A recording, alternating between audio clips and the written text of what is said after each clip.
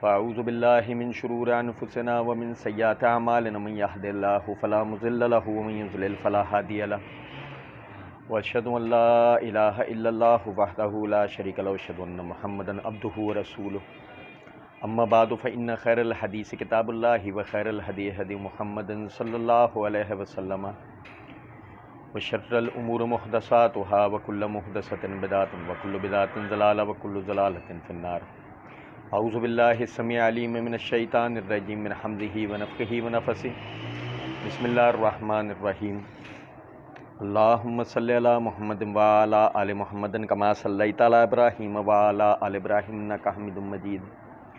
اللہم بارک علی محمد وعلی آل محمد کما بارکت علی ابراہیم وعلی آل ابراہیم انک حمید مجید۔ رب اشرح لی صدری ویسر لی امری واحلل عقدۃ من لسانی یفقہوا قولی رب زدنی علما۔ هو الذی بعث فی الامیین رسولا منہم یتلو علیہم آیاتہ ویزکیہم ویعلمہم الکتاب والحکمہ وإن کانوا من قبل لفی ضلال مبین۔ اللہ رب العزت کے فضل و کرم سے پچھلے درس میں بھی ہم پڑھ رہے تھے کہ گزرتے وقت کے ساتھ اسلام میں جن فتنوں نے یعنی اپنا سر اٹھایا، اس میں ایک فتنہ اطاعت رسول کے انکار کا فتنہ بھی تھا، کہ جس کو ہم عرف عام کے اندر کہتے ہیں فتنہ انکار حدیث۔ فتنہ انکار حدیث کے حوالے سے چند گزارشات پچھلے درس کی تمہید کے اندر بھی میں نے آپ بھائیوں کے سامنے رکھی تھی کہ پرانے وقتوں میں جو شخص بھی اس فتنے کا شکار تھا وہ اس کا جرت کے ساتھ اظہار کیا کرتا تھا اور کھلم کھلا اقرار کیا کرتا تھا کہ ہم جو ہے وہ یعنی کہ نبی اکرم صلی اللہ علیہ وسلم کے فرامین کو تسلیم نہیں کرتے۔ کسی نے انکار اس طرح کیا کہ جی یہ ائمہ اہل بیت کی روایات سے نہیں آیا ہے، کسی نے انکار ایسے کیا یہ ہمارے فقہا کی تعلیمات کے مطابق نہیں ہے، مؤول ہے، منسوخ ہے، متروک ہے۔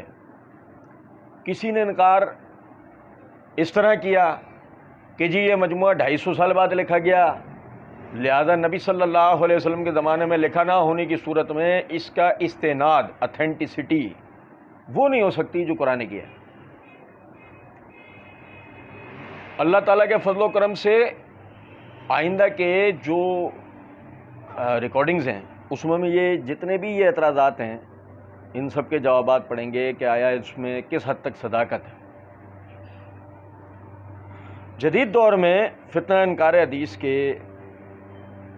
جو سرخیل ہیں اور انہوں نے اپنے سے پیش رو جن لوگوں نے انکار حدیث کے حوالے سے غلطیاں کی، ان غلطیوں سے انہوں نے سیکھ کر وہ یعنی کہ اب جب انہوں نے انکار کیا تو انہوں نے ایک غیر محسوس انداز کے اندر انکار کیا کہ اس طرح کہ سامنے والے کو بظاہر یہ تاثر گزرے کہ نہیں یہ تو تسلیم کرنے والا آدمی ہے، یہ تو دیکھو اللہ اور اس کے رسول کی کتنی باتیں کر رہا ہے، لیکن اس نے اتنا غیر محسوس انداز کے اندر اس کا انکار کیا کہ کبھی اس نے یہ کہا کہ یہ ہمیں اخبار آحاد سے پہنچی ہیں، کبھی اس نے یہ کہا کہ جی یہ چونکہ اسانید ہیں، روات کی اپنی بالمعنی انٹرویوز ہیں، تو لہذا اس کی وہ یعنی حیثیت نہیں ہو سکتی جو امت کے اجماع کے نتیجے میں قرآن کی ہے۔ میرا اشارہ جاوید احمد غامدی صاحب کی طرف، اور انشاءاللہ ان کی اپنی کتب سے ان کی جو عبارات اور اس کے جوابات آپ بھائیوں کے سامنے مستقبل میں انشاءاللہ رکھیں گے۔ انہوں نے اس پر جو دلائل دیے ہیں، جو مناقشات پیش کیے ہیں، جو معروضات پیش کیے ہیں اور جو اعتراضات کیے ہیں، اس کے بھی انشاءاللہ جوابات آپ بھائیوں کے سامنے رکھیں گے۔ اصل بنیاد یہ تھی کہ ابتدا کے اندر جب ہم وہ سلسلہ فتنہ انکار حدیث کا شروع کر رہے ہیں تو پہلے ایک تمہیدی جو منہج ہے ہمارا، جیسے آپ کو یاد ہوگا کہ جب مرزا انجینئر کے جواب میں ہم نے روافظ و نیم روافظ کے اعتراضات کے جوابات دینے شروع کیے تھے، تو اس سے پہلے ہم نے معرفت الصحابہ و اہل بیت سیریز بنائی تھی، جس میں ہم نے اپنا منہج اور اس حوالے سے تحقیق کا طریقہ کیا ہے وہ پورا جو ہے نا وہ بیان کیا تھا، تاکہ جو سننے والے ہیں انہیں ہمیں سمجھنے کے لیے اور دلائل کو سمجھنے کے لیے اور بعد میں مزید تحقیق کرنے کے لیے آسانی ہو۔ بالکل اسی طرح یہ بھی جو 3 موضوعات اور اس کے جتنے بھی پھر اللہ توفیق دے گا جو درس ہوتے ہیں، تو اس کا مقصد صرف یہ ہے کہ ہمیں جو ہے نا یہ آگے کے لیے آسانی ہو جائے کہ ہم خود بھی جو ہے اس حوالے سے پڑھ سیکھ سمجھ سکتے ہوں، تحقیق کر سکتے ہوں۔ ہم پڑھ رہے تھے کہ اللہ رب العزت نے فرمایا هو الذی بعث فی الامیین رسولا منہم، اور البتہ اللہ نے بے پڑھوں میں سے چن کر ایک شخص کو بطور رسول انہی کے اندر بھیجا، اور وہ بھیجا جانا وہ اللہ رب العزت نے فرمایا کس لیے تھا؟ یتلو علیہم آیاتہ، وہ ان پر ہماری آیتیں تلاوت کرتا ہے، ویزکیہم، اور انہیں پاک کرتا ہے، ویعلمہم الکتاب والحکمہ، اور انہیں کتاب اور حکمت کی تعلیم دیتا ہے، وَإِن كَانُوا مِن قَبْلُ لَفِي ضَلَالٍ مُبِينٍ، اور اس کے آنے سے پہلے کھلی گمراہی میں تھے۔ اب یہ بات بڑی غور طلب ہے کہ اگر محض قرآن یعنی کہ ہم یہ آیتیں پڑھ کر یا تو تاثر دیں یا تاثر لیں کہ ذالک الکتاب لا ریب فیہ ھدی للمتقین، کھول دیں فی الحال کہ اس کتاب قرآن میں کوئی شک نہیں، اس میں ہدایت ہے پرہیزگاروں کے لیے، اور اس جیسی جو آیت ہے مثلا یاسین والقرآن الحکیم انک لمن المرسلین علی صراط مستقیم، اس طرح کی جتنی بھی آیات ہیں، ہم اگر وہ پڑھ کر یہ تاثر لیتے یا دیتے ہیں کہ جی قرآن مکمل طور پر ہدایات کا مجموعہ ہے، تو قرآن اصولیات و قوانین کا مجموعہ ہے، ہدایت تو محمد صلی اللہ علیہ وسلم کی ہدایت ہے۔ آپ دیکھیں نبی صلی اللہ علیہ وسلم جب بھی خطبہ دیتے تھے، اللہ کی حمد و ثنا بیان کرتے تھے، اس میں آپ فرمایا کرتے تھے فَإِنَّ خَيْرَ الْحَدِيثِ كِتَابُ اللَّهِ وَخَيْرَ الْهَدِيِ هَدِيُّ مُحَمَّدٍ صلی اللہ علیہ وسلم، سب سے بہترین اللہ کی کتاب ہے اور اس پر سب سے اچھی ہدایت میں محمد صلی اللہ علیہ وسلم کی ہدایت۔ یہ بات سمجھ رہے ہیں؟ تو اصل میں تو کتاب قوانین اور اصولیات کا مجموعہ ہے اللہ رب العزت کی طرف سے۔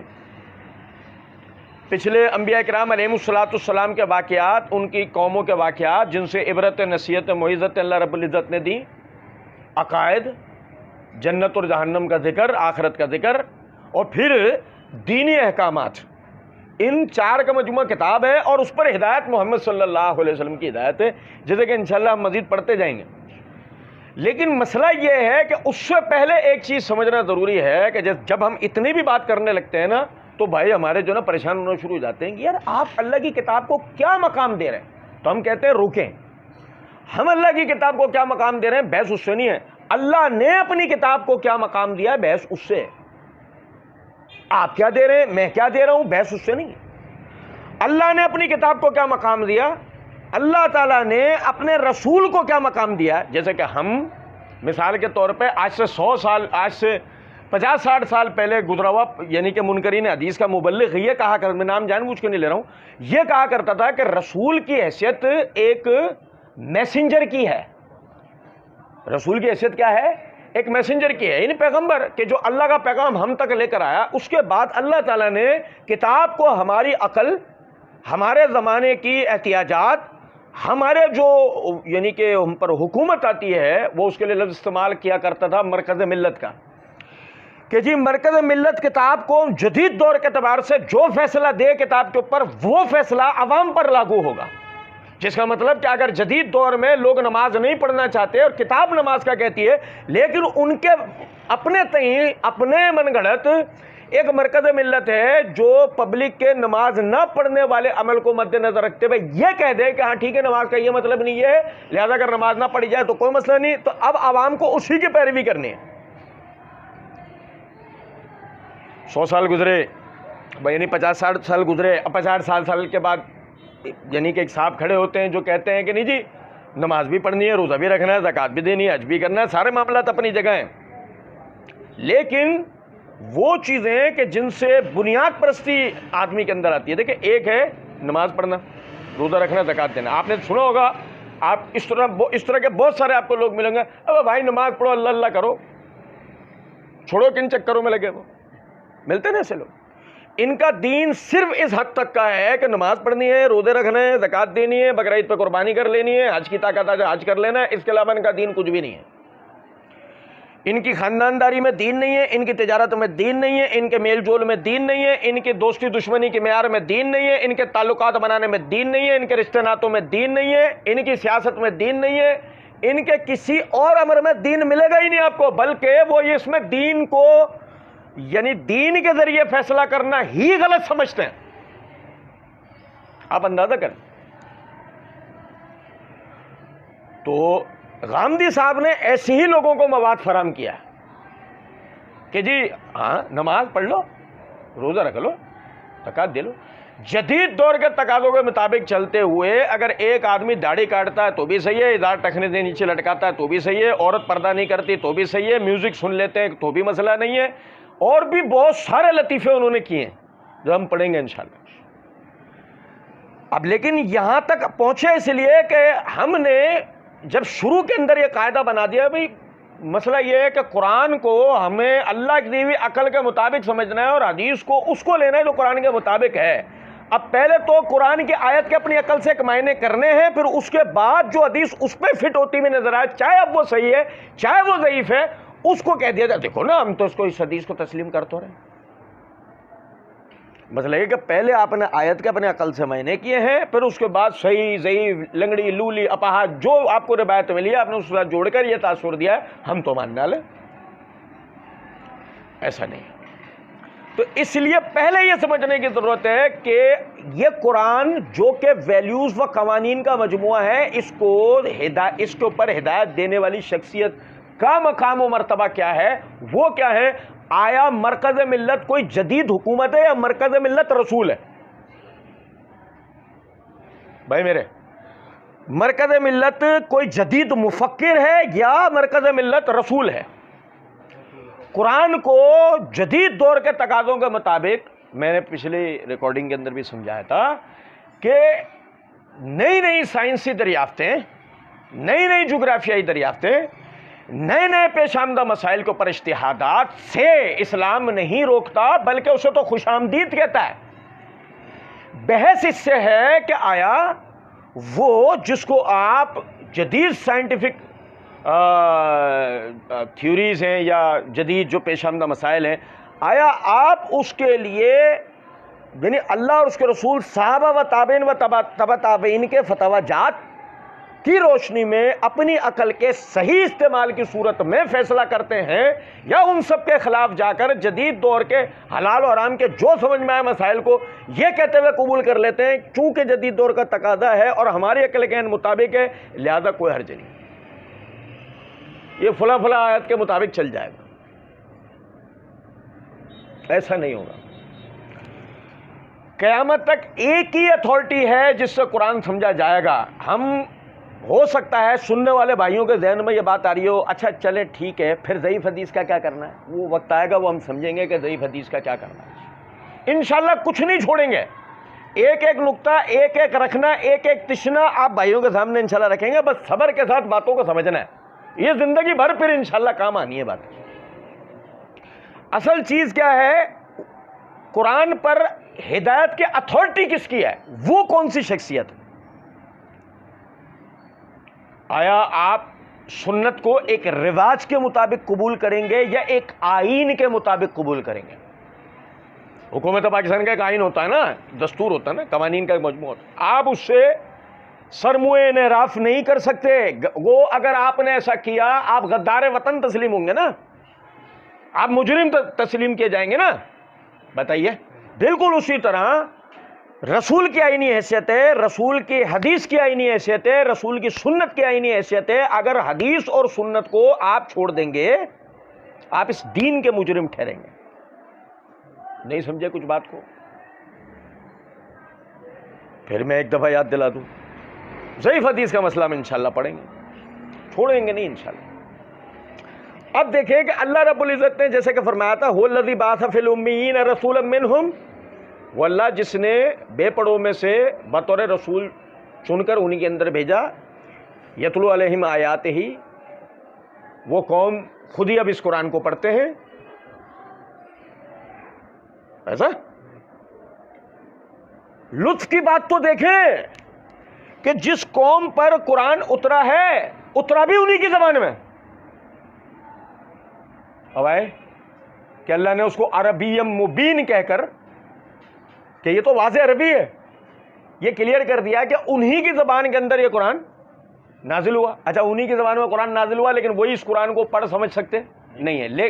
مزے کی بات یہ انہی کی زبان میں قرآن نازل ہوا، وہی اس قرآن کو پڑھ سمجھ سکتے نہیں ہیں. ہم کہ جو عربی زبان عربی مبین پڑھنے کے لیے محتاج ہیں انہی کے، ہم کہہ رہے ہیں کہ ہم اپنی عقل سے اس قرآن کو سمجھ سکتے ہیں. ہے کتنا بڑا لطیفہ. اب جن کی زبان میں قرآن اترا وہ تو پڑھ سمجھ پائے نہیں کہ اللہ کہہ رہا ہے یتلو علیہم آیات ہی، رسول نے ہی ان پر آیتیں پڑھ پڑھ کے سنائی ہیں. اب بھائی اور نہیں سمجھے. پھر وَيُزَكِّيهِمْ، انہیں پاک کیا ہے، اس لائق بنایا ہے کہ وہ قرآن کو سمجھ سکیں. وَيُعَلِّمُهُمُ الْكِتَابَ وَالْحِكْمَةَ، بھائی ہوا یہ کہ ان اللہ علی کل شیء قدیر، اللہ تو ہر شے پہ قدرت رکھنے والے. ایسے ہی ہے نا، قرآن کی 1 ارب کاپیز بنی، جبرائیل علیہ السلام فرشتوں کی پوری فوج لے کر اترے اور پوری دنیا میں پھیل گئے. خود جبرائیل کہیں مثال ہے وہ مکہ میں، ابھی سارے فرشتے جو نا وہ پھیل گئے دنیا میں. میں آپ گھر میں سو رہے تھے، دروازہ بجا، وہ تو ویسے بھی اندر آ سکتے تھے، ہم ہی ڈر جائیں اس لیے دروازہ بجا. نہیں سمجھے کچھ بات. ہم باہر نکلے، باہر فرشتہ کھڑا ہے، السلام علیکم. وعلیکم السلام، خیریت سے ہیں آپ؟ ٹھیک ہے. یہ لیں، یہ اللہ کی طرف سے آپ کی ہدایات کے لیے، آپ کی دنیا اور آخرت میں کامیابی کے لیے یہ کتاب بھیجی گئی ہے. اس کے اوپر عمل کر لیں، اسے پڑھ لیں، سمجھ لیں، اس پہ عمل کر لیں، آپ کی دنیاوی اور اخروی نجات ہو جائے گی. ہم بھی لے گئے اندر، لے آ کے ہم نے بھی پڑھنا شروع کر دیا، عمل کرنا شروع کر دیا. ایسا ہوا؟ کبھی ہوا؟ اور ایسا ہو سکتا تھا نا، یہ نہیں. ان اللہ علی کل شیء قدیر، اللہ تو ہر شے پہ قدرت رکھتا ہے نا. ایسا ہو سکتا تھا نا. اب کیا ہوا، گھر میں بیٹھے ہوئے سر کھجا رہے ہیں، اقیم الصلاۃ، نماز قائم کرو، کیسے کریں؟ سائڈ کے اندر لکھا ہوا آ گیا، سارے آپشنز آ گئے. ایسے ہی ہے، رکوع کا طریقہ، سجدے کا طریقہ، تصویریں بنی ہوئی آ رہی ہیں، ویڈیوز چل رہی ہیں. اب آئی نہیں سمجھے کچھ بات کو. ابے اس جدید دور کے اندر بھی پوری نماز کا طریقہ سوشل میڈیا پہ ویڈیوز بنی ہوئی ہیں، پھر بھی پوچھ رہے ہوتے ہیں نماز پڑھ کے بتا دیں. ابھی پچھلے دنوں ہم نے نماز پہ پوری ویڈیوز بنائی، نیت سے لے کے الٹے ہاتھ پہ سلام پھیرنے کا طریقہ احادیث کی روح سے ایک ایک کتاب اٹھا کے سب سمجھا دیا. اینڈ میں پتہ ہے کیا کمنٹس آ رہے تھے ویڈیوز کے نیچے؟ ایک دفعہ پڑھ کے بھی دکھا دیں. نہیں سمجھا کچھ بات کو بھائی. یہ ہے انسان کی فطرت، انسان کی استعداد اور استطاعت ایک برابر نہیں ہے. یہی وجہ ہے کہ اللہ نے قرآن میں کہا لا یکلف اللہ نفسا الا وسعها. ہم نے کسی جان پہ اس کی برداشت سے زیادہ بوجھ، یعنی ہر کسی کا اپنا اپنا لیول ہے برداشت کا، سمجھنے کا، سیکھنے کا، پڑھنے کا، ہر کسی کا اپنا اپنا لیول ہے. بھائی یعلمہم الکتاب، نہیں ہم پڑھ نہیں سکتے، ہمیں کوئی استاد چاہیے، ایسا نا. یعلمہم الکتاب، پہلے ہی اللہ نے رسول کو کتاب سکھانے والا بنا کر بھیجا. وہ کتاب پڑھاتا نہیں ہے، پڑھانا تو وہ پیچھے ہو گیا. یتلو علیہم آیاتہ، اس نے کتاب پڑھنا سکھایا. نہیں سمجھے؟ الحمدللہ رب العالمین پڑھنا ہے، الرحمن الرحیم پڑھنا ہے. ورنہ پڑھ تو ایسے بھی سکتے تھے، الحمدللہ رب العالمین رحمان الرحیم، پڑھ تو ایسے بھی سکتے تھے. پڑھ تو ایسے بھی سکتے تھے نعبدوک و نستعینوک، پڑھ تو ایسے بھی سکتے تھے. مزے کی بات یہ ہے کہ ایاک نعبد و ایاک نستعین و نعبدوک و نستعینوک کا معنی سیم ہے، برابر ہے. صرف ایک چیز ہے اور وہ ہے مبالغہ. ایک چیز ہے کہ جملے کا وزن، تیری ہی عبادت کرتے ہیں. یہ تیری ہی کا جو اضافہ ہے نا، یہ ایاکا میں ہے. نعبدو کا آپ کی عبادت کرتے ہیں، وہ نستعینوں کا آپ ہی سے مدد طلب کرتے ہیں. ہو گئے نا، دیکھو وہی معنی ایاک نعبد و ایاک نستعین والے. لیکن ایاکا مطلب آپ ہی کی عبادت کرتے ہیں، آپ ہی سے مدد طلب کرتے ہیں. گھوڑے گدھوں کے آگے نہیں جھکتے، علموں کے آگے نہیں جھکتے. نہیں سمجھ میں آ رہی کچھ بات؟ اب دیکھو غور طلب نقطہ ہے کہ اللہ رب العزت نے رسول کو بھیجا یعلمہ الکتاب، وہ کتاب کو سکھائے گا. تو جو سمجھنا ذرا بات کو، کلاس کے اندر ٹیچر آیا بایولوجی کو سکھانے والا، بایولوجی اس نے سکھائی، جو وہ سکھا رہا ہوتا ہے. ہمارے ہاتھ میں تو کتاب ہوتی ہے نا بایولوجی کی، ہمارے ہاتھ میں تو کتاب ہوتی ہے نا الجبرا کی، ہمارے ہاتھ میں تو کتاب ہوتی ہے نا فزکس کی، ہمارے ہاتھ میں تو کتاب ہوتی ہے نا کیمسٹری کی، اس میں ویلیوز و تھیوریز لکھی ہوئی ہوتی ہیں، ایسی ایکسپلینیشنز ہوتی ہیں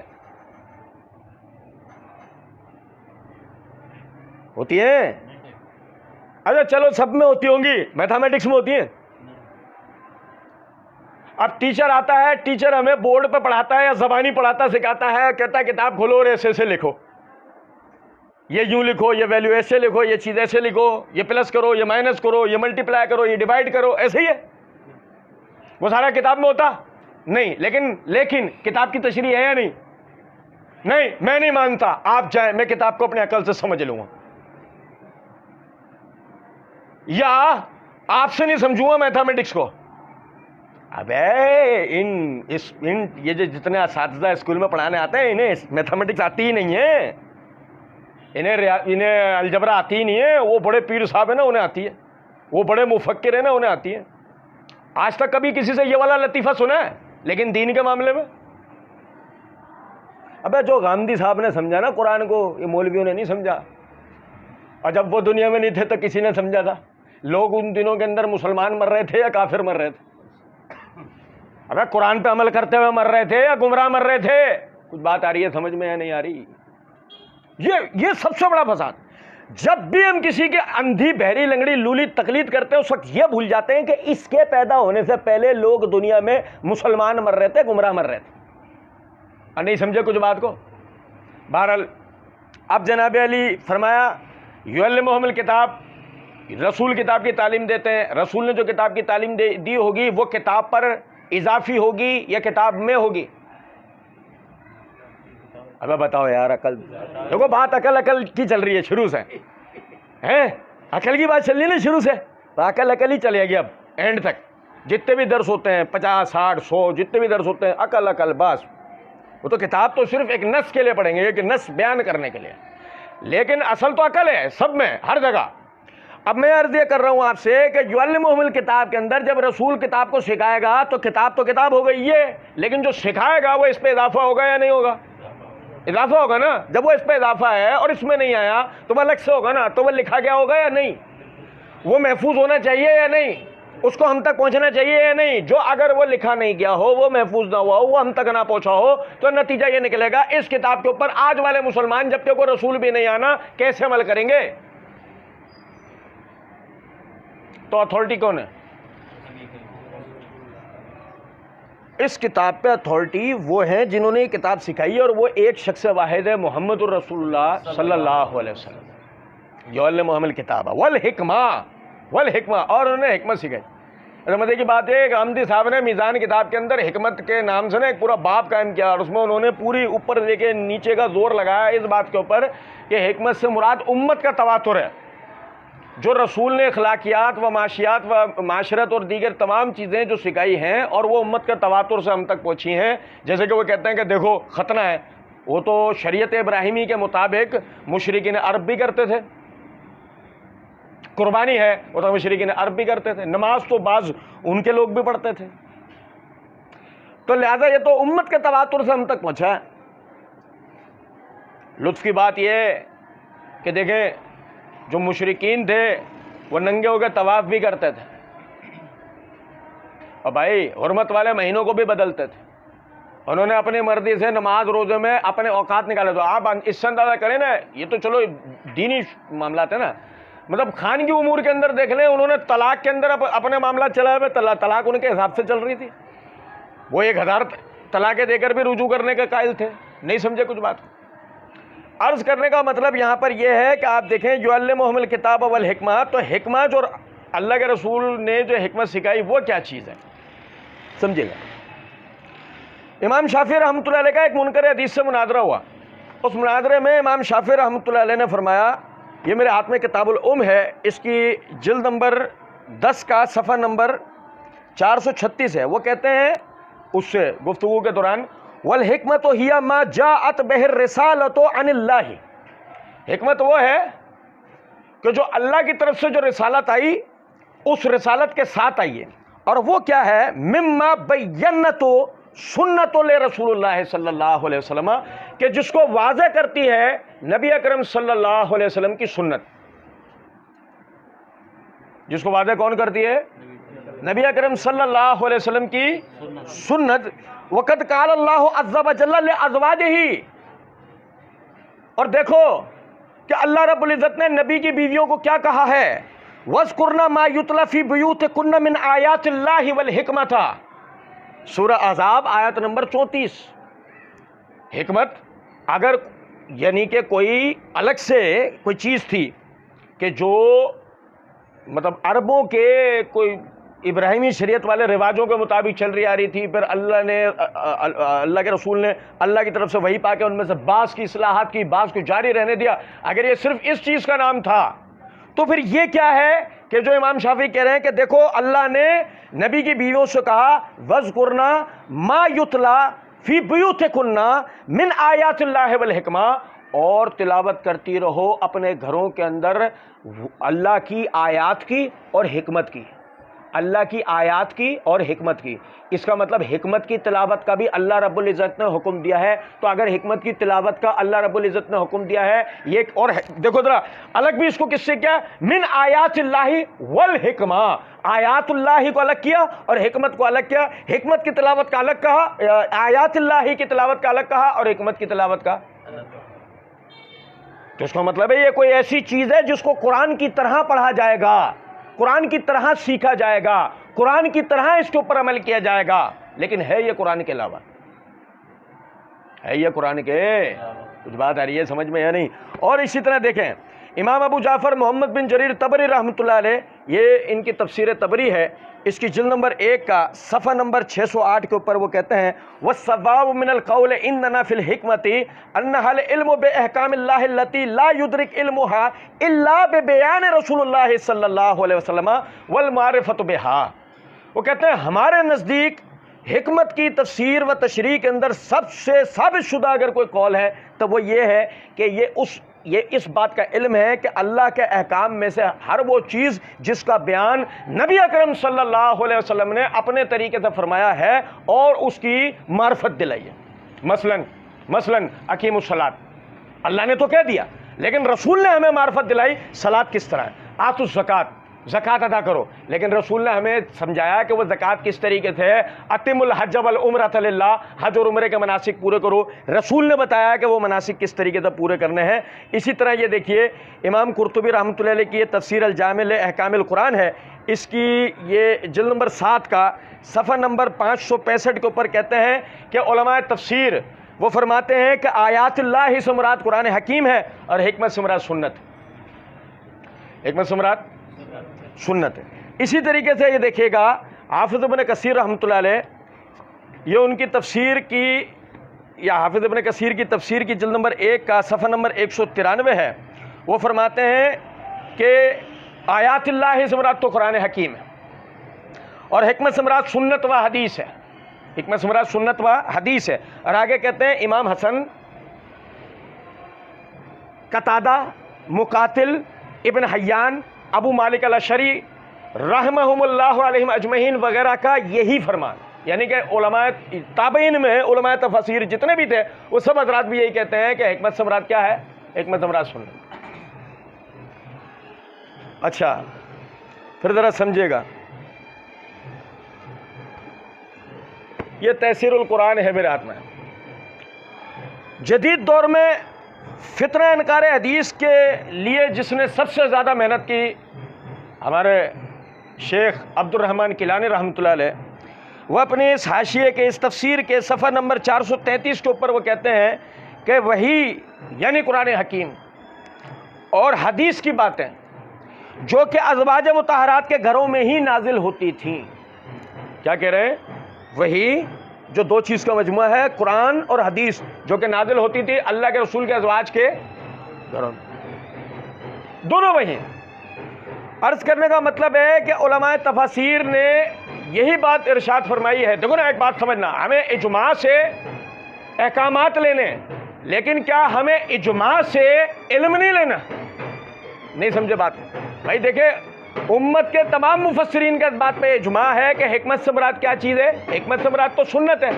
اب جب حکمت سے مراد سنت ہے تو یہ بات انتہائی غور طلب ہے کہ آپ نے یہ نماز روزے حج زکوٰۃ کے لیے یہ بہانہ تراشی لیا ہے کہ جی ہم نے یہ امت کے اجماع سے لینا ہے، تو جو امت کے اجماع سے علم آیا ہے، جو اصطلاحات، جو احکامات آئے ہیں وہ نہیں لینے، اس پہ اپنی عقل کے گھوڑے دوڑانے، وہ بھی لنگڑے، نہیں سمجھے؟ خیر، پھر دیکھیں جیسے کہ ہم اس نقطے کو سمجھ رہے ہیں کہ بھائی رسول کون؟ ایک اتھارٹی۔ کس چیز کی اتھارٹی؟ سب سے پہلے اللہ کی کتاب کو سکھانے والے۔ اچھا، وہ اگر اتھارٹی ہیں تو ظاہر ہے کہ وہ قابل اطاعت و اتباع ہے نا، ان کے علاوہ تو کوئی بھی یعنی ان کے علاوہ تو کسی اور کی طرف دیکھا ہی نہیں جائے گا اس حوالے سے۔ اور یہی بنیادی نقطہ ہے کہ جس کو نہ سمجھنے کے نتیجے میں وہ کبھی یعنی کہ وہ فقہی مسالک بن جاتے ہیں، کبھی وہ بدعی مذاہب بن جاتے ہیں، کبھی وہ یہ جیسے میں نے عرض کیا جدید مفکرین بن جاتے ہیں کہ ان سے ہم دین بڑے شوق اور ذوق کے ساتھ لے رہے ہیں، رسول سے نہیں لے رہے، نتیجہ یہ نکل رہا ہے بھانت بھانت کی بولیاں بول رہے ہیں اور خود سمجھ نہیں پا رہے ہیں کہ یہ ہم کر کیا رہے ہیں۔ اللہ تعالیٰ نے سورہ نساء کی آیت نمبر 65 کے اندر فرمایا، یعنی پوری آیت کا ایک ایک لفظ بڑا غور طلب ہے، فرمایا وَمَا أَرْسَلْنَا مِن رَّسُولٍ إِلَّا لِيُطَاعَ بِإِذْنِ اللَّهِ۔ اور سنیں ذرا بات کو، بہت غور طلب بات ہے۔ کیا کہا گیا بھائی؟ میں نے جو درس کیا کہ وہ ایک زمانہ پہلے وہ یہ کہہ رہے تھے کہ رسول ایک میسنجر ہے، رسول، اور ہم کیا سمجھ رہے ہیں؟ نہیں، اتھارٹی ہیں۔ اور وہ تین تو باتیں ہیں جن کو ہم سمجھیں گے انشاءاللہ، تین چیزوں میں تو پکے اتھارٹی بنیں گے، ورنہ آپ سے پورا اسلام چلا جائے گا۔ سنیں ذرا بات، فرمایا وَمَا أَرْسَلْنَا مِن رَّسُولٍ إِلَّا لِيُطَاعَ بِإِذْنِ اللَّهِ، اور ہم نے جو بھی رسول دنیا میں بھیجے ہیں کوئی بھی اس حیثیت کے بغیر نہیں آیا کہ ہمارے حکم سے اس کی فرما برداری کرنی ہے۔ اور نہیں سمجھے؟ یہ ہم قرآن پڑھ رہے ہیں، یہ ہم کو حدیثیں نہیں پڑھ رہے، علماء کے فتاوی جات نہیں پڑھ رہے۔ یہ سمجھیں میں کیا بتانا چاہ رہا ہوں۔ اللہ تعالیٰ نے رسولوں کی حیثیت کو متعین کرتے ہوئے فرمایا ہر رسول جو ہم نے بھیجا ہے کس حیثیت سے بھیجا ہے؟ کہ وہ محض میسنجر ہے، کتاب دے کے چلا جائے گا، باقی کتاب کو تم نے اپنے عقل، اپنے رواجوں سماجوں کے مطابق سمجھنا نہیں۔ الا لیطاع باذن اللہ، رسول کہنے کا مقصد ہی یہ ہے اس کی پیروی کرو، اللہ کے حکم سے کرو، اللہ کے حکم سے۔ کہ تمہیں مذاق لگ رہا ہے، تمہیں یہ مولویوں کی گھڑی ہوئی باتیں لگ رہی ہیں، تمہیں کوئی افواہیں لگ رہی ہیں کہ جی وہ ہم بھائی مسئلہ یہ ہے ہم اب ایسے دور سے گزرے ہیں، دیکھو نا دنیا کہاں جا رہی ہے، یورپ کدھر کھڑا ہوا ہے یار، ہم وہی قدامت پسندی کے اندر لگے ہوئے۔ ارے وہ تو بات کی بات ہے کہ تم قدامت پسندی میں ہو یا وہ یعنی کہ جنگلی ہوتے جا رہے ہیں، وہ اپنی جگہ ایک بات ہے، لیکن بنیادی نقطہ یہ ہے کہ اگر آپ مسلمان ہیں تو آپ کو یورپ کی پیروی نہیں سمجھائی گئی ہے، رسولوں کی پیروی سمجھائی گئی ہے۔ اور یہ پتہ ہے لطف کی بات یہ ہے، آپ یہ بتا دو آپ آخری رسالت کے ختم ہونے کے قائل ہو یا نہیں؟ جواب آئے گا ہے، جواب آئے گا ہے۔ اگر آپ رسالت کے ختم ہونے کا قائل ہو، اللہ کے رسول صلی اللہ علیہ وسلم کو آخری رسول اور نبی مانتے ہو، ان کے بعد کسی بڑے کو، چھوٹے کو، بوڑھے کو، عورت کو، بچے کو، مرد کو، اگلے کو، پچھلے کو، کسی کو بھی بحیثیت رسول اگر آپ تسلیم نہیں کرتے تو یہ اس بات کی دلیل ہے کہ اب آپ رسول سے ہی کتاب لوگے اور رسول کے بتائے ہوئے طریقے پہ عمل کرو گے، کیونکہ اب اور تو کوئی آپ کو ہدایت سمجھانے والا آ نہیں سکتا۔ نہیں آئیں گے، اچھا کہاں سے آئیں گے؟ پنجاب سے۔ نہیں سمجھے کچھ بات کو؟ اور کسی کا کوفہ سے اٹھ کے آ رہا ہے، کسی کا پنجاب سے اٹھ کے آ رہا ہے، کسی کا کابل سے اٹھ کے آ رہا ہے، اور کسی کا بریلی شریف سے آ رہا ہے۔ اب بھائی میرے سمجھے ہی نہیں ہم بات کو، اور سب نے اپنے اپنے جگہوں کو شریف کر لیا ہے، واحد ہم ہیں پتہ نہیں جیل میں رہتے ہیں، نہیں کچھ سمجھے، سب شریف ہو چکے ہیں، ہمارے علاقہ بدنام رہ گیا بس۔ تو عرض کرنے کا مطلب ہے وما ارسلنا من رسول الا لیطاع باذن اللہ۔ اور آگے اللہ رب العزت نے فرمایا بلو انہم اذ ظلموا انفسہم جاؤک فاستغفروا اللہ واستغفر لهم الرسول لوجدوا اللہ توابا رحیما۔ رسول کی یعنی کہ اللہ رب العزت نے پہلی حیثیت متعین کی کہ واجب الاطاعت و اتباع، دوسری حیثیت متعین کر رہا ہے کہ جس میں رسول سے ایک عقیدت جڑی رہے گی، ایک عقیدت، ایک محبت جڑی رہے گی. وَلَوْ أَنَّهُمْ إِذْ ظَلَمُوا أَنفُسَهُمْ، اور اگر یہ اپنی جانوں پہ ظلم کر بیٹھتے ہیں، وہ مدینے کے منافقین، ان کی طرف اشارہ ہے کہ اگر یہ اپنی جانوں پہ ظلم کر دیتے ہیں، جاؤکا، انہیں چاہیے تیرے پاس ہیں، فاستغفر اللہ، اللہ سے استغفار کریں، واستغفر لهم الرسول، اور رسول ان کے لیے استغفار کرے، لوجد اللہ توابا رحیما، تو اللہ کو توبہ قبول کرنے والا اور رحم کرنے والا پائیں گے. لو جی، رسول کی دوسری حیثیت بھی متعین ہو رہی ہے. اربع حیثیت کیا ہو رہی ہے کہ اگر دعا کرے امت کے لیے تو ہم نے اسے محض میسنجر بنا دیا. پھر اب اللہ آگے کہتا ہے فلا وربک لا یؤمنون حتی یحکموک فیما شجر بینہم. اب دیکھیں، سمجھے ذرا بات، آپس کے جو مشاجرات ہیں، اب سنیں یار، توجہ سنیں، آپس کے جو اختلافات ہیں، آپس کے جو جھگڑے ہیں، وہ تو کسی بھی صورت میں ہو سکتے ہیں. مثال ہے، وہ تو ذاتی تنازعات بھی ہو سکتے ہیں. اور نہیں سمجھے؟ مثال دیتا ہوں آپ کو ایک چھوٹی سی. ابو بکر عمر رضی اللہ تعالی عنہما کا ایک شخص کو قرض دینے کے مسئلے میں اختلاف ہو گیا. ارے باقاعدہ کہاں اختلاف ہو، کس جگہ رہا ہے، بحث کہاں ہو رہی ہے دونوں کی؟ مسجد نبوی میں. سورہ حجرات کے اندر یہ جو آیت ہے نا، یا ایھا الذین آمنوا لا ترفعوا اصواتکم فوق صوت النبی، ہے، اس کی تفسیر پڑھیں، آپ کو ہر مفسر نے واقعہ درج کیا. ابھی دونوں حضرات کے درمیان میں اختلاف ہو رہا ہے، دونوں حضرات جو ہے وہ بحث کر رہے ہیں، یہاں تک کہ عمر رضی اللہ تعالیٰ عنہ کی آواز بلند ہو گئی، اور جبکہ بیچ میں اللہ کے رسول خاموش کرانے کی کوشش کر رہے ہیں، دونوں کو چپ کرانے کی کوشش کر رہے ہیں، عمر رضی اللہ تعالیٰ عنہ کی آواز بلند ہو گئی، اور اتنی بلند ہو گئی کہ رسول اللہ صلی اللہ علیہ وسلم کی آواز ہی دونوں کی آوازوں میں سنائی نہیں دے رہی. اب یہ قرض کی لین دین کا معاملہ، یہ کوئی حج روزہ نماز زکات ہے کیا؟ یہ کوئی توحید رسالت یا آخرت ہے کیا؟ یہ کوئی جہاد و خلافت ہے کیا؟ ابے یہ تو دنیاوی مسئلہ ہے نا، کہ آپس کی معاملات ہیں نا ان کے.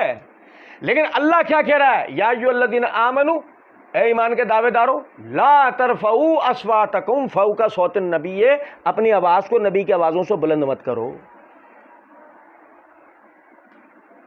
یہاں تک کہ تمہیں گمان بھی نہ ہو اور ہم تمہارے سارے اعمال برباد کر دیں. اس کے بعد کیفیت کیا تھی؟ صحیح بخاری کتاب المساجد میں امام بخاری رحمۃ اللہ علیہ کی روایت لے کے آئے ہیں کہ ایک دور سے کوئی مسافر وہ آیا مسجد میں، عمر رضی اللہ تعالیٰ عنہ کے دورہ خلافت کا واقعہ ہے، وہ آیا مسجد میں، عمر رضی اللہ تعالیٰ عنہ کے پیچھے نماز پڑھی، نماز پڑھنے کے بعد کوئی بیٹھ کے یہ سب بات کر رہا تھا، آواز اس کی بلند ہو رہی تھی. عمر رضی اللہ تعالیٰ عنہ دیکھ رہے تھے اس تو اس کو اشارہ کی طرح، وہ کہاں سے آیا تھا؟ سو بتا فلاں فلاں مکان. کہ تم مدینے کا ہوتا نا، تجھے کوڑوں سے مارتا. تو اللہ کے رسول کی مسجد میں آواز بلند کر رہا ہے. آئی کچھ سمجھ میں بات؟ ابے مسجد کا، اللہ کے رسول کی مسجد کا اتنا احترام ہے تو اللہ کے رسول کا کتنا احترام ہوگا؟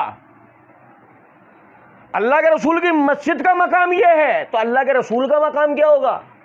کچھ بات آ رہی ہے سمجھ میں؟ نہیں، یہ ہمیں بات کو سمجھنا ہے. وہ اتھارٹی ہے، محض میسنجر نہیں ہے. اللہ کی کتاب پر ہدایت صرف ان کی ہدایت ہے، باقی اللہ کی کتاب میں انتہائی معذرت کے ساتھ یہ کوئی مبالغہ نہیں ہے. میں انشاءاللہ وقت آئے گا نا، وہ آپ کو پڑھ کے بتاؤں گا. امام یحییٰ بن ابی کثیر الطائی وہ فرمایا کرتے تھے، السنت کاظ الی کتاب اللہ، سنت اللہ کی کتاب پہ فیصلہ کرتی ہے کہ کیا اللہ کی کتاب ہے. بظاہر بڑا بھاری گزرتا ہے سننے والے کو یہ جملہ. کیوں؟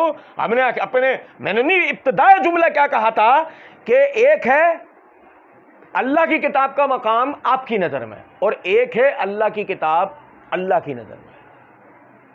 ایک ہے اللہ کی کتاب کا مقام آپ کے ہاں اور ایک ہے رسول کے ہاں. اس میں زمین اور آسمان کا فرق ہے. ہمیں جیسے ہمارے باپ دادا مانتے رہے، یہ جیسے جدید دور کا کوئی مفکر ہمیں سمجھا رہا ہے، اس طریقے سے اللہ کی کتاب کو ماننا نہیں ہے، بلکہ آج سے 14 سال پہلے جو ہمارے نبی سمجھا کر گئے ہیں ہمیں اس طریقے سے ماننا ہے. یہ کوئی عقیدتی بات تھوڑی. اللہ کہتا ہے فلا وربک لا یؤمنون. ہم کہتے ہیں رسول کے فیصلے کو تسلیم نہ کرنے والا مومن نہیں ہوتا. ہم ابھی فی الحال کسی اور کیٹیگری میں نہیں ڈال رہے ہیں، کوئی میں کہ لے ہوئے تکفیری مولوی، ہم کسی بھی کیٹیگری میں فی الحال نہیں ڈال رہے اس کو. ہم یہ کہہ رہے ہیں وہ مومن نہیں ہوتا. دلیل پڑھ رہے ہیں بھی انشاءاللہ. پھر وہی دہرا دوں، یاد دلا دوں، کہیں اتنی دیر میں شیطان نے بلوا دیا ہو حدیث کے صحیح اور ضعیف ہونے کا مسئلہ تو انشاءاللہ ہم پڑھیں گے کہ کوئی کہے نہیں جی رسول کے فیصلے کو ماننے نہ ماننے کی بحث نہیں ہے، بحث ہے خبر واحد سے ضعیف روایات جو ہم تک پہنچی کیا انہیں بھی تسلیم کرنا ہے، یا خبر واحد سے جو صحیح روایات پہنچی کیا انہیں بھی تسلیم کرنا ہے، وہ وقت آئے گا انشاءاللہ وہ ہم پڑھیں گے۔ اب بس ایک جملہ یہاں سے اپنے والے اسٹائل میں بولتے ہوئے جائیں گے، تسلیم تو باپ کو بھی کرنا پڑے گا، وہ تھوڑا مجبوری ہے ہماری۔ تو فلا وربک لا یؤمنون حتی یحکموک فیما شجر بینہم۔ اب آپ دیکھیں ذرا سمجھیں، اللہ کہہ رہا ہے تیرے رب کی قسم کوئی شخص بھی اس وقت تک مومن نہیں ہو سکتا حتی یحکموک فیما شجر بینہم، یہاں تک کہ تو فیصلہ کرے ان کے آپسی معاملات میں۔ ثم لا یجدوا فی انفسہم حرجا مما قضیت ویسلموا تسلیما، اس کے بعد تیرے کیے ہوئے فیصلے کو یعنی تیرے کیے ہوئے فیصلے سے ان کے دلوں میں کسی قسم کا کوئی شک نہ ہے، اور یہ وہ دل کی گہرائیوں سے تیرے فیصلے کو تسلیم کر لیں۔ تو فیصلہ کرے، تیرے فیصلے کے خلاف شک نہ ہے، تیرے فیصلے کو دل سے تسلیم کر لیں، تو یہ کیا ہوا؟ یار سمجھ نہیں رہے ہم بات کو۔ کوئی شخص اس وقت تک مومن نہیں ہو سکتا جب تک تو ان کے درمیان تیرا فیصلہ، تیرے فیصلے کے خلاف دل میں کوئی شک نہیں آنا چاہیے، تیرے فیصلے کو دل سے تسلیم کرنا چاہیے۔ تو یہ کیا ہوا؟ اتھارٹی ہوا یا نہیں ہوا؟ ابے بتاؤ نا یار، اس کا ایک مقام و مرتبہ اس کا بن رہا ہے نا، اور کیا ساتھ میں بتایا جا رہا ہے جو تسلیم نہ کرے وہ کون ہے؟ اب ہم کہہ رہے ہیں فلا وربک لا یؤمنون، تیرے رب کی قسم مومن نہیں ہوگا وہ آدمی۔ یہ کون کہہ رہا ہے؟ اب ہم کسی اور کیٹیگری میں تو ڈال ہی نہیں رہے، ہم کہہ رہے ہیں فی الحال مومن نہیں ہے، بس جو بات نہیں سمجھے۔ اچھا اب دیکھیں ذرا سمجھیں، ثم لا یجدوا فی انفسہم حرجا، یہ کیا بات تھی؟ آپ دیکھیں ابھی تھوڑی دیر پہلے میں نے اشارہ بھی دیا تھا، بھائی وہ کیا ہوا، وہ حدیثیں 250 سال بعد لکھی گئی ہیں، بھائی وہ تو خبر واحد سے آئی ہیں، بھائی اس میں تو ضعیف روایتیں بھی ہوتی ہیں۔ یہ سارے جتنے بھی مناقشات پیش کیے جا رہے ہیں یہ اللہ کے رسول کے فیصلے کے لیے دل میں شک آنے کی وجہ سے ہے نا بھائی۔ اور اللہ کیا کہہ رہا ہے؟ ثم لا یجدوا فی انفسہم حرجا، پھر تیرے فیصلے کے خلاف دل میں شک آنے دیں۔ اور اگر ہم نے سارے گھوڑے دوڑائیں، نہیں شروع سے ہم پڑھیں عقل کے گھوڑے لنگڑے والے، کہ عقل کے گھوڑے اگر ہم نے سارے ہی دوڑائیں تو قرآن والا بھی دوڑایا یا نہیں دوڑایا؟ یہ نہیں کہ قرآن کے معاملے میں نے عقل کے گھوڑے کو چھپایا اور عقیدت والے گھوڑے کو نکل لیا۔ دیکھو عقل تو عقل ہے، نہیں سمجھے کچھ بات کو، تمہاری والی ہماری والی، تمہاری والی صرف حدیث تک پہنچی ہے، ہماری والی تو قرآن تک پہنچی ہوئی ہے۔ ہم تو کہہ رہے ہیں کہ اگر حدیث پہ تحقیق ہوگی تو چلو بالاولیٰ بسم اللہ آؤ قرآن پہ بھی تحقیق کرتے ہیں۔ یہ ہمارا وعدہ ہے، جن ذرائع سے ہم تک حدیث پہنچی ہے انہی ذرائع سے قرآن آیا۔ اگر وہ ذرائع مشکوک ہیں جو کہ کسی کا باپ بھی ثابت نہیں کر سکتا، لیکن اگر وہ ذرائع مشکوک ہیں تو انہی ذرائع سے قرآن آنے کے بعد مشکوک نہیں ٹھہرے گا۔ وہ لارے لپے ہم نہیں استعمال کریں گے کہ جن کو یہ کہہ کر چپ کرا دے گا، نہیں وہ تو دیکھو نا امت کا کثیر طبقہ قرآن کا حافظ قاری رہا ہے، امت کا کثیر طبقہ بیان کرنے والا رہا ہے، تو وہ تو مسئلہ یہ نا ہمیں کنویں کے مینڈک، ہماری امت کی ابتدا ہوتی ہے سن 1700 سے، کچھ تھوڑے سے اور جدید ہوتے ہیں تو سن 1900 سے۔ ہماری امت کی ابتدا کب سے ہے بھائی؟ ہمیں 14 سال پہلے والا تو معاملہ نہیں ہے نا ہمارا، نہیں سمجھے؟ ہمارا تو معاملہ شروع ہوتا ہے 1400 سے۔ کسی کا پیر کسی کا پیدا ہوا تھا 1920 میں، کسی کا پیدا ہوا تھا 1948 میں، کسی کا پیدا ہوا 76 میں، اور کسی کا پیدا ہوا 93 میں، نہیں سمجھے؟ 93 والا بھی تو ہے، پچھلے دنوں تو نمٹایا اس کو، نہیں سمجھے؟ بہرحال عرض کرنے کا مطلب یہاں پر ہے کہ آپ دیکھیں وہ 14 سال سے یہ ایک دین چلا آ رہا ہے کہ جس میں ہمارے پاس قرآن بھی آیا اور احادیث بھی، چھوڑے نا قرآن اور حدیث کو، صحابہ کے آثار، تابعین کے فتاوی جات، ابے وہ بھی ہمارے پاس سندوں سے آئے بھائی، وہ بھی محفوظ طریقوں سے آئے ہیں۔ کچھ بات آ رہی ہے سمجھ میں؟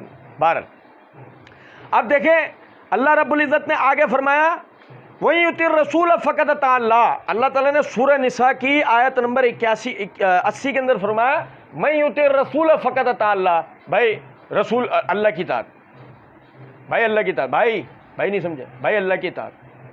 اور بھائی پہلا دن یاد ہے، پہلا درس یاد ہے نا میں نے کیا بتایا تھا؟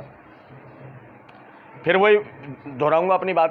بڑا حیران کر دینے والا اور بڑا پریشان کر دینے والا جملہ ہے، لیکن تحقیق کریں تو اس سے بڑی کوئی حقیقت نہیں ہے. اللہ کی اطاعت ہے ہی نہیں، ہو ہی نہیں سکتی. اور نہیں سمجھے، اللہ کی اطاعت ہے ہی نہیں، ہو ہی نہیں سکتی. اس لیے نہیں کہ اللہ نے یہ کہا ہے جس پر میں عمل کروں گا، لیکن یہ کہا کس کو ہے؟ اے بتاؤ یار، ان کی تو ہم پیروی کر ہی نہیں رہے. اور نہیں سمجھے، انہیں تو ہم نے محض میسنجر بنا دیا کہ وہ تو میسنجر تھے. اللہ کی کتاب دے کے چلے گئے، ہماری عقلوں پر چھوڑ کے چلے گئے، ہم اپنی عقلوں کے مطابق عمل کریں گے. ایسی ہے نا. تب اللہ کی کتاب تو اللہ کا کلام ہے، کیا کہیں گے؟ نہیں ہے نا، وہ تو اللہ کی طرف سے. اچھا اس کی اطاعت ہے، ہاں کیسے؟ اسی لیے قاعدہ کیا ہے؟ من یطیع الرسول فقد اطاع اللہ. جس نے رسول کی اطاعت کی گویا اس نے اللہ کی اطاعت کی. یہ انتہائی عقل کے مطابق اور سمجھداری والی بات ہے. جو آدمی یہ کہہ رہا ہو میں قرآن کو مانتا ہوں حدیث کو نہیں مانتا ہوں، جھوٹ بول رہا ہے. وہ قرآن کو بھی نہیں مانتا، ڈرامے بازی کر رہا ہے. نہیں دیکھو وہ کتنی آیتیں پڑھ کے سنا رہا ہے. ابے وہ تو پادری برکت اللہ بھی پڑھتا ہے. بھائی کون ہے جو ہم سے بات کرے اور قرآن نہ پڑھے؟ ایک بات نہیں، فلموں میں فلم سٹار پڑھ دیتے ہیں. نہیں وہ تو بات ہے نا بھائی، آپ کی کتاب کے لیے یعنی آپ سے بات کرنے کے لیے آپ کی کتاب وہ پڑھیں گے نا. لیکن مسئلہ یہ ہے قرآن پڑھنا ایک علیحدہ چیز ہے، لیکن قرآن کو سمجھایا اللہ کے رسول نے. ارے حتیٰ کہ مزے کی بات دیکھیں آپ، غور طلب نکتہ ہے، صحابہ کرام رضوان اللہ علیہ مجمعین کی زبان عربی، صحابہ کرام رضوان اللہ علیہ مجمعین بقول غامدی صاحب شریعت ابراہیمی کے پیروکار ہے نا، نہیں سمجھے. مگر کیا ایسی بات ہے رسول کے آ جانے کے بعد اب وہ ابراہیم علیہ السلام کا نام لیتے نظر نہیں آتے؟ ہمیں کہاں نظر آتا ہے؟ کسی ایک صحابی، آپ نے اتنے سارے علماء کو سنا ہے، اتنی کتابوں کا مطالعہ کیا ہے، ایک زمانہ آپ کی عمریں، آپ میں تو بہت سارے بھائی بڑی عمروں کے بھی ہیں، کچھ درمیانی عمروں کے بھی ہیں، کچھ چھوٹی عمروں کے، لیکن جو درمیانی عمروں کے اور بڑی عمروں کے جو بھائی ہیں وہ اس بات کو سمجھیں ذرا کہ کبھی آج تک ہم نے سنا ہو کہ صحابہ کرام رضوان اللہ علیہ مجمعین نے دین کی کسی بات پہ عمل کرتے ہوئے کہا ہو کہ ہم رسول اللہ صلی اللہ علیہ وسلم کے آ جانے کے بعد یہ کہا ہو کہ یہ اس چیز پہ عمل ہم اس لیے کر رہے ہیں کہ ابراہیم علیہ السلام کرتے تھے، یا اسماعیل علیہ السلام نے بتایا، یا موسیٰ علیہ السلام بتاتے تھے، یا عیسیٰ علیہ السلام بتاتے تھے. ابھی کسی کے ذہن میں خیال آنے لگے، او ہو بھول گئے 9 اور 10 کا روزہ. نہیں، کسی کے ذہن میں ایک دم خیال آئے 9 10 محرم کا روزہ ہے، وہ جو صحیح بخاری علی روایت ہے. اب بھائی سنو، وہاں بھی ایک چیز بھول جاتے ہم کہ الفاظ یہ ہیں یہودی روزہ رکھتے تھے موسیٰ علیہ السلام کا نام لے کے. تو اللہ کے رسول نے پوچھا تم کیوں روزہ رکھتے ہو؟ کہ موسیٰ علیہ السلام کیوں؟ کیا ان کو اس دن فرعون اس کی فوج غرق ہوئے تھے نیل میں، انہیں فرعون کے مظالم سے نجات ملی تھی، ہم شکرانے کے طور پر روزہ رکھتے ہیں. تو دیکھو صحابہ تو نہیں رکھ رہے تھے، مدینے والے جو پہلے یہودی تھے اب تو نہیں رکھ رہے تھے. یہی میرے بتانے کا مطلب ہے، وہ اطاعت رسول کا حقیقی مطلب سمجھ گئے تھے. من یطیع الرسول فقد اطاع اللہ کا مطلب وہ سمجھ گئے تھے کہ جب تک رسول روزہ رکھنے کا نہیں کہیں گے نہیں رکھیں گے، چاہے بھلے موسیٰ علیہ السلام رکھتے آ رہے ہوں. خطرہ نہیں کریں گے جب تک اللہ کے رسول نے بتائیں گے، چاہے ابراہیم علیہ السلام نے بتائی ہو. دین کی کسی بھی بات پہ ہم عمل نہیں کریں گے جب تک اللہ کے رسول اس کی تصدیق نہیں کرتے. وہیں بیٹھ جائیں بھائی جان، وہیں بیٹھ جائیں. جب تک اللہ کے رسول اس کی تصدیق نہیں کریں گے اس وقت تک ہم عمل نہیں کریں گے. سنیں ذرا بات، من یطیع الرسول فقد اطاع اللہ، جس نے میرے رسول کی اطاعت کی اس نے اللہ کی اطاعت کی. اور آپ دیکھیں غور طلب نکتہ ہے، اللہ رب العزت نے سورہ نساء کی آیت نمبر 115 کے اندر فرمایا، یہ بڑی غور طلب بات ہے، سمجھے گا ایک ایک نکتہ. فرمایا وَمَن يُشَاقِقِ الرَّسُولَ مِن بَعْدِ مَا تَبَيَّنَ لَهُ الْهُدَىٰ وَيَتَّبِعْ غَيْرَ سَبِيلِ الْمُؤْمِنِينَ نُوَلِّهِ مَا تَوَلَّىٰ وَنُصْلِهِ جَهَنَّمَ وَسَاءَتْ مَصِيرًا. سنیں ہمارے دین کے سارے ماخذ، سارے دلائل، سارے ریفرنسز اس ایک آیت کے اندر. اللہ کہتا ہے وَمَن يُشَاقِقِ الرَّسُولَ مِن بَعْدِ مَا تَبَيَّنَ لَهُ الْهُدَىٰ. اب بھائی سنو ذرا بات کو، ذالک الکتاب لا ریب فیہ ھدی للمتقین، اللہ نے کس کو ہدایت قرار دیا؟ اللہ نے کس کو ہدایت قرار دیا؟ قرآن کو۔ ذالک الکتاب لا ریب فیہ ھدی للمتقین، یہ کتاب قرآن ہدایت ہے متقین کے لیے، ہو گیا۔ اب اللہ دیکھو اس آیت سورہ نساء آیت نمبر 115 کے اندر کیا فرما رہے ہیں؟ من یشاقق الرسول من بعد ما تبین لہ الہدی، رسول کے یعنی کہ جو کوئی رسول کی مخالفت کرے بعد کتاب ہدایت کے واضح ہو جانے کے،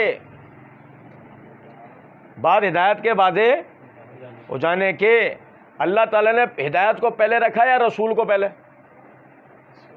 اب بتاؤ یار، سناٹے میں پڑھیں۔ میں یشاقق الرسول میں اللہ نے قرآن کی مخالفت پر وعید سنائی ہے یا رسول کی؟ وَمَن يُشَاقِقِ الْهُدَىٰ قرار دیا کہا ہے یا وَمَن يُشَاقِقِ الرَّسُولِ کہا ہے؟ سنو، یہ صرف ہم قرآن پڑھ رہے ہیں ابھی۔ وَمَن يُشَاقِقِ الرَّسُولَ مِن بَعْدِ مَا تَبَيَّنَ لَهُ الْهُدَىٰ، جس نے رسول کی مخالفت کی بعد ہدایت کے واضح ہو جانے کے، وَيَتَّبِعْ غَيْرَ سَبِيلِ الْمُؤْمِنِينَ، اور اس نے مومنین کے رستے کے علاوہ کسی اور رستے کی پیروی کی، تب مومنین کا رستہ کس پر آ گیا ہے؟ مومنین کس رستے پر آ گئے ہیں؟ جو اللہ یہ کہہ رہا ہے کہ جس نے مومنین کے رستے سے ہٹ کر کسی اور رستے پر چلنے کی کوشش کی، تین باتیں، رسول کا آ جانا، ہدایت کا واضح ہو جانا، اور مومنین کے رستے سے کوئی اگر ہٹ جائے تو فرمایا نولہ ما تولا، وہ جدھر پھر رہا ہے پھر ہم اس کو وہیں دھکیل دیں گے، ونصلہ جہنم، اس کا ٹھکانہ جہنم بنا دیں گے، وساءت مصیرا، جو کہ بہت ہی برا ٹھکانہ ہے۔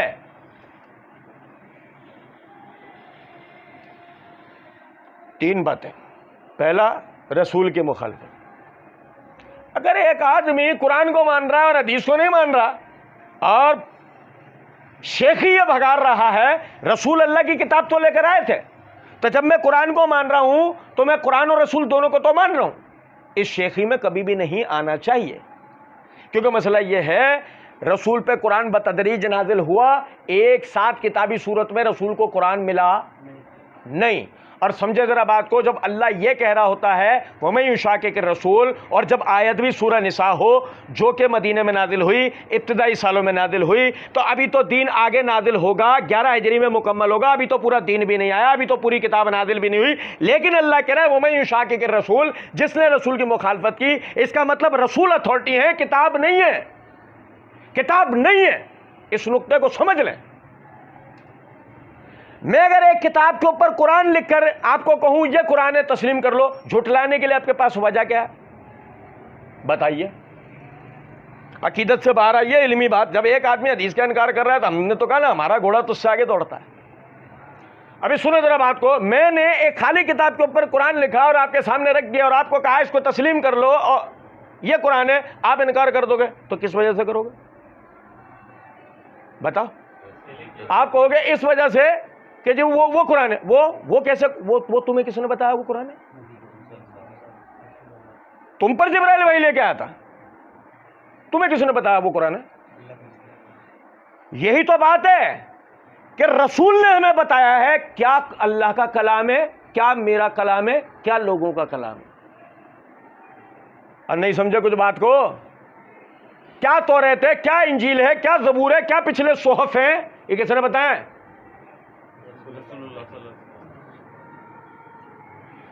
اب غور طلب نقطہ ہے کہ اگر ایک آدمی نبی صلی اللہ علیہ وسلم کو کتاب کے لیے اتھارٹی تسلیم نہ کرے اور یہ کہے کہ نہیں جی میں کتاب کو اپنے طور پہ سمجھ سکتا ہوں، تو ہم تو آج سے نہیں ایک زمانے سے ایک چیلنج کرتے ہیں، جہاں سے دل کرے قرآن کھولو، ہمیں سمجھا کے دکھاؤ،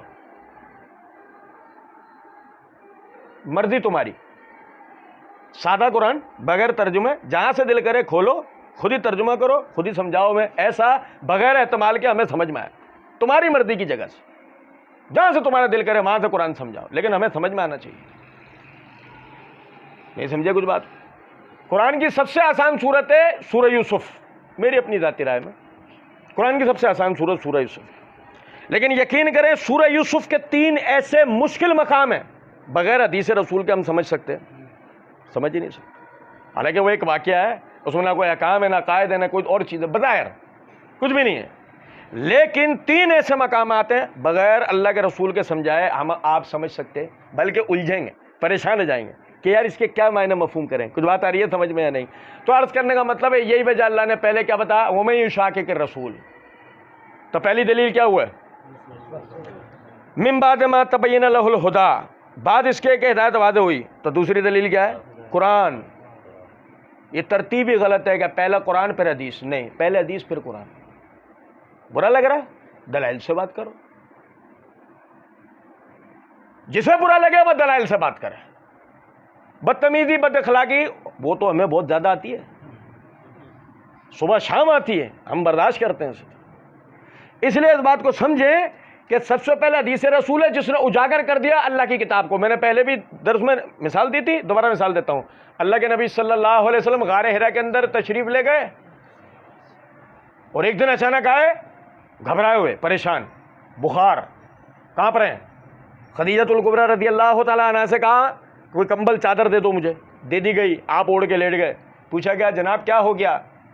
نبی صلی اللہ علیہ وسلم نے فرمایا میں غار میں تھا، کھانا ختم ہو گیا تو میں کھانا لینے کے لیے نکلنے لگا تو دہانے کے اوپر ایک عجیب الخلقت مخلوق آ کے کھڑی ہو گئی جس نے مجھے واپس اندر دھکیل دیا اور کہا پڑھو.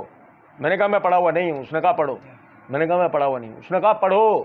میں نے کہا میں پڑھا ہوا نہیں ہوں. اس نے مجھے پکڑا، بھینچ لیا اور کہا پڑھو اس رب کے نام سے جس نے انسانیت کو تخلیق کیا، انسان کو گوشت کے لوتھڑے سے پیدا کیا، انسان کو وہ سکھایا جو انسان کو قلم سے لکھنا سکھایا، انسان کو وہ سکھایا جو وہ پہلے نہیں جانتا تھا.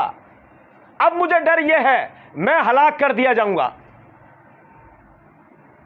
خدیجہ الکبریٰ رضی اللہ تعالیٰ نے کہنے کے اللہ کے رسول آپ تو بڑوں کا ادب کرنے والے، بچوں پہ شفقت کرنے والے، بے سہاراؤں کے کام آنے والے، اللہ آپ کو ضائع. ابھی تو حدیث باقی ہے. لیکن مجھے بتائیں اتنے حصے کے اندر قرآن کیا تھا؟ کوئی بتا سکتا ہے؟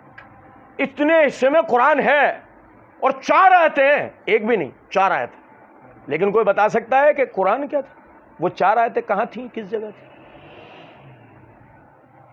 اور میرے بھائی اسی لیے ہم یہ بات کہتے ہیں کہ سب سے پہلے کیا ہے؟ حدیث رسول ہے. سب سے پہلے اطاعت رسول ہے.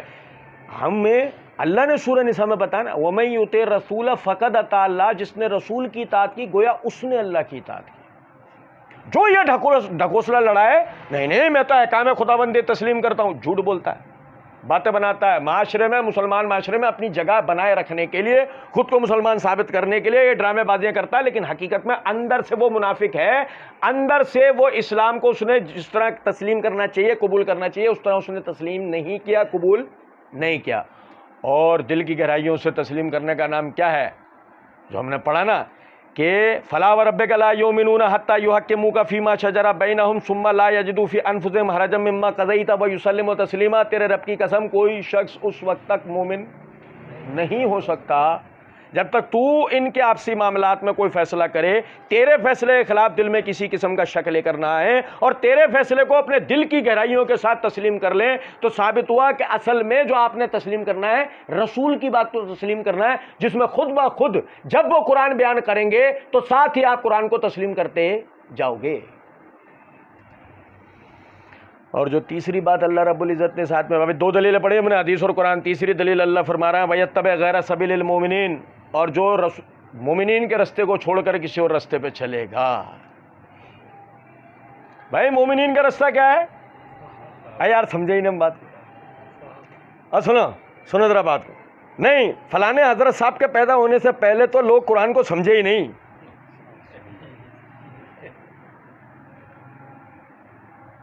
فلانے حضرت صاحب، فلانے مفکر صاحب، فلانے یوٹیوب پہ آنے والے چوچو،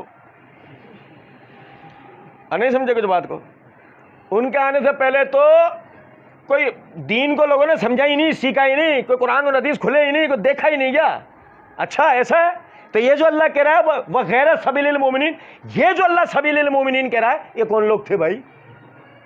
تیرے اس چوچوں سے پہلے یہ کون سا طبقہ تھا جس کی طرف اللہ نے اشارہ کر کے کہا کہ اگر یہ والا رستہ چھوڑ دیا تو کہاں بھیج دوں گا؟ وَنُصْلِهِ جہنم، جہنم ٹھکانہ بنا دوں گا اگر ان مومنین کا رستہ چھوڑ دیا تو۔ کون سے مومنین ہیں؟ کتنی خطرناک بات ہے کہ اللہ کہہ رہا ہے ان کا رستہ چھوڑ دیا تو کہاں بھیجوں گا؟ وساعت مسیرہ، جو تمہارے لیے بہت برا ٹھکانہ ہے۔